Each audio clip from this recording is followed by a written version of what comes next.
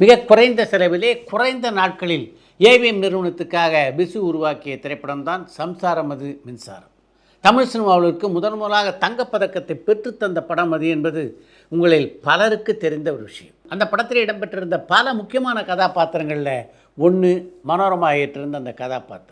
ஆனால் பிசு ஆரம்பத்திலே கதை சொன்னபோது அந்த மனோரமாவுடைய கதாபாத்திரமே அந்த படத்தில் இல்லை என்பது தான் உண்மை. படத்துடைய கதையை கேட்ட ஏவிஎம் சரவணன் படக்கதை ரொம்ப நல்லா இருக்குது, ஆனால் ஜனரஞ்சகமான விஷயம் எதுவுமே இந்த படத்தில் இல்லையே என்று பிசுவிடம் குறிப்பிட்டார். ஜனரஞ்சகமான விஷயம்தான் நீங்கள் என்ன சொல்ல வரீங்க என்று பிசு அவரிடம் கேட்டபோது காமெடி என்றார் சரவணன். காமெடிக்கு தான் நானும் என்னுடைய தம்பியான கிருஷ்ணு இருக்குமே என்று பிசு சொன்னபோது உங்கள் காமெடியை செங்கல்பட்டுக்கு தாண்டி எந்த ரசிகரும் ரசிக்க மாட்டாங்க என்று அவருடைய முகத்துக்கு நேராக சொன்னார் சரவணன். அவர் அப்படி சொன்ன உடனே பிசுவுக்கு லேசாக கொஞ்சம் கோபம் வந்தது. நீங்கள் நினைக்கிற மாதிரி கவுண்டமணி செந்தில்லாம் வச்சு என்னால் காமெடி பண்ண முடியாது என்று பிசு சொன்னபோது நான் கவுண்டமணி செந்தில் வச்சு காமெடி பண்ண சொன்னேன்னா, இந்த கதையில் மனோரமா மாதிரி ஒரு கதாபாத்திரத்தை உருவாக்குங்க, இந்த குடும்பத்தினுடைய எல்லா பிரச்சனைகளும் அவங்களுக்கு தெரியும் அப்படின்ற மாதிரி கதை பண்ணுங்கள், நிச்சயமாக அது சுவாரஸ்யமாக இருக்கும் என்றார் சரவணன். மனோரமாவின் கதாபாத்திரத்தை அந்த கதையிலே சேர்த்து கொள்றதில் விசுக்கு ஆரம்பத்தில் அவ்வளோ உடன்பாடு இல்லை. நான் சொல்கிற இந்த விஷயத்தை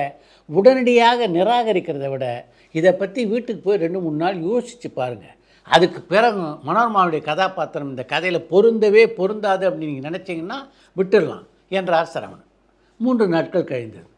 4வது நாள் சரவணனை பார்க்க வந்தார் விசு. மனோரமாவுடைய கதாபாத்திரத்தை இந்த கதையில் இடம்பெற செய்ய வேண்டும் அப்படின்னு நீங்கள் சொன்னபோது முதல்ல எனக்கு கோபம்தான் வந்தது. ஆனால் அதுக்கு பின்னால் அந்த கதாபாத்திரத்தை இந்த கதையோடு பொருத்தி பார்த்தேன்.